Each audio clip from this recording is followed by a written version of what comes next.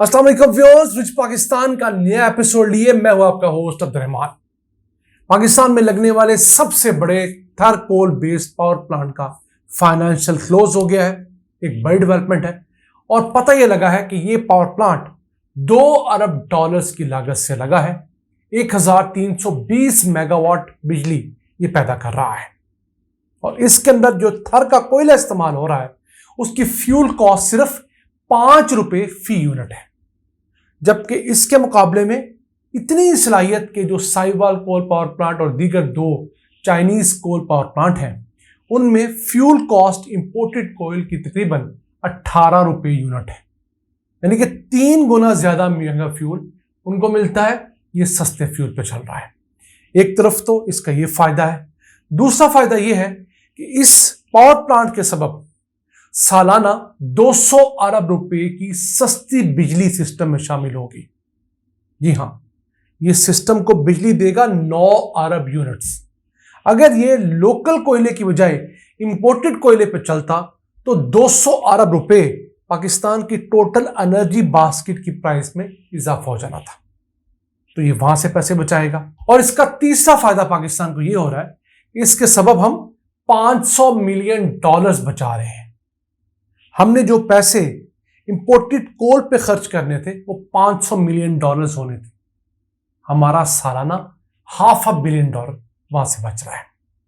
अब अगर नवाज शरीफ की हुकूमत उस वक्त 3 कोल पे चलने वाले पावर प्लांट इंपोर्टेड कोयले की बजाय थर के कोयले पे लगाने का फैसला करती तो यकीन कीजिए आपको 600 अरब रुपए की बचत एक तरफ होनी थी और 1.5 अरब डॉलर्स का आपको ज़र मुबादला हर साल बचना था। 3 पावर प्लांट सीपैक के तहत इंपोर्टेड कोयले पे लगे थे। एक तो साहिवाल के करीब है 1320 मेगावाट जितने का ये थर कोल वाला है शंघाई इलेक्ट्रिक का। फिर 2 पावर प्लांट 1320 और 1320 ही कराची पे लगे थे। मजमूई तौर पर इन 3 पावर प्लांट्स की जो कैपेसिटी है वो 3960 मेगावाट है। अब एक तरफ ये इंपोर्टेड कोयले पे लगे हैं तो फ्यूल महंगा है, दूसरी तरफ इनकी कैपेसिटी चार्जेस यानी इनका किराया भी ये थर के कोयले पे लगने वाले पावर प्लांट से ज्यादा है। थर के कोयले पे जो पावर प्लांट लगे उनका फी यूनिट किराया 14 रुपए है, जबकि इंपोर्टेड कोयले पे लगने वालों का फी यूनिट किराया 24 रुपए के करीब है। 10 रुपए फी यूनिट उनका किराया भी ज्यादा है। इस सबब भी वो हमें बहुत महंगे पड़ते हैं और पाकिस्तान के पास चूंकि कोयला खरीदने के डॉलर्स कम है तो हम लोग वो पावर प्लांट चलाते भी कम है, लेकिन किराया हम उनका अदा कर रहे हैं। अब अगर आपको बताएं पाकिस्तान में अब तक कितने कोल बेस्ड बड़े पावर प्लांट मुकम्मल हो चुके हैं तो उनकी तादाद 8 है। 5 तो थर कोल पे चलने वाले पावर प्लांट है। उन 5 में से 4 थर में लगे हैं और 5वां एक लकी पावर का कराची करीब लगा हुआ है। इन तमाम 5 पावर प्लांट की एक्यूमुलेटिव जो कैपेसिटी है वो 3300 मेगावाट है। थर के अंदर जो लगे हैं वो 2640 मेगावाट के हैं। लकी पावर 660 मेगावाट का है। लकी पावर बना थर के कोयले के लिए था, लेकिन इस वक्त थर की कान एक्सपैंड नहीं हुई तो वो वहां से कोयला नहीं ले सकता। तो थर के लेवल का जो इग्नाइट लेवल का कोयला है ये बाहर से फिलहाल मंगवा रहा है। उम्मीद है अगले साल जून जुलाई के अंदर जब थर की कान को एक्सपैंड कर लिया जाएगा तो वहां से कोयले की तरसील शुरू होगी तो ये लकी पावर का एक पावर प्लांट भी सस्ती बिजली प्रोड्यूस करना शुरू कर देगा।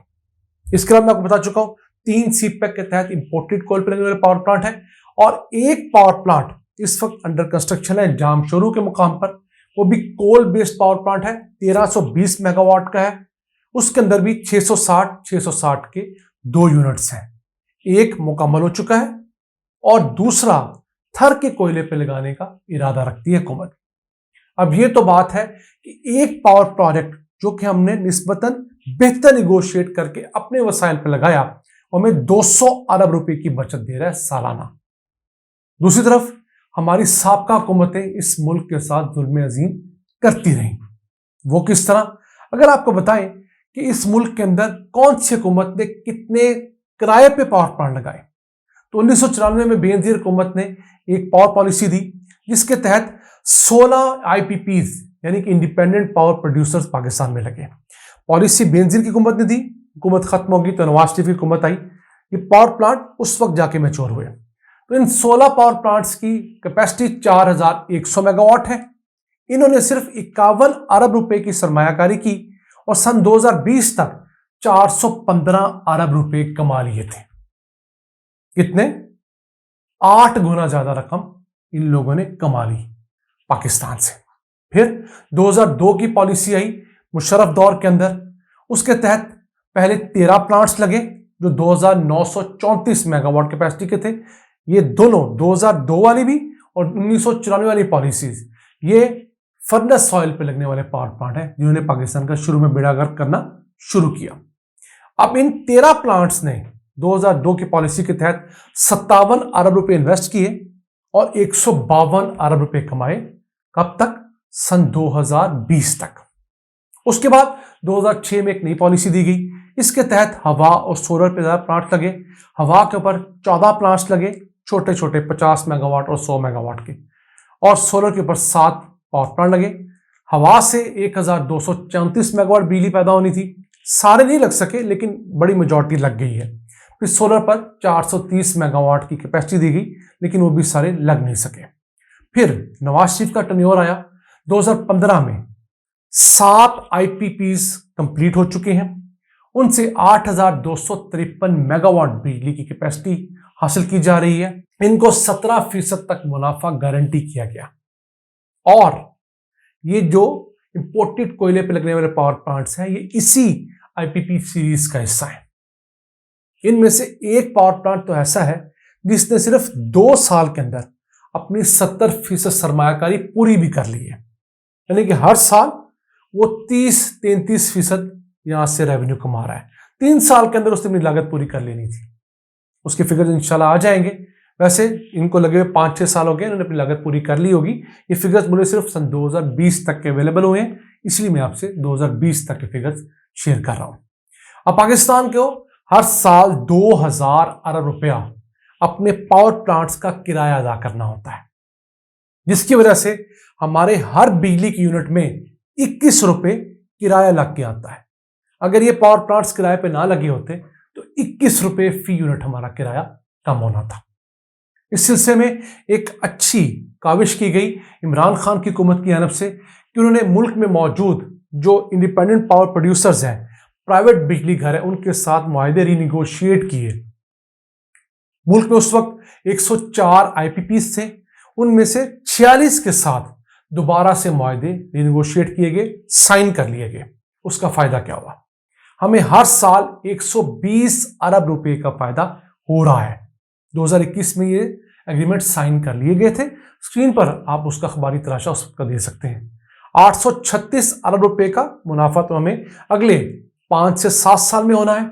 इसके अलावा अगले अगर हम 20 साल की बात करें, यानी कि ये पावर प्लांट तो रिटायर हो जाएंगे कोई 5 साल बाद, कोई 7 साल बाद, कोई 10 साल बाद, लेकिन फिर भी अगर हम इनको एक लाइनअप में रखें कि कभी हमें जरूरत आई तो हम आपसे बिजली लेंगे, तो 7000 अरब रुपए का मुनाफा में ओवर द पीरियड होगा। इसमें किया क्या गया?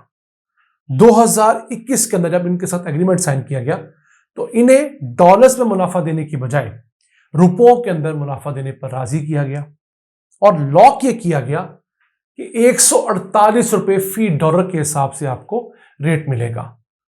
खास डॉलर के मुकाबले में रुपया 300 रुपए का हो जाए, लेकिन आपको 148 रुपए के हिसाब से जो रेट मिलेगा। देखिए उस वक्त किया फैसला अब कितना कारामद है, जब 283-84 रुपए का $1 है, यानी कि अब हम 50% कम किराया उनको अदा कर रहे हैं।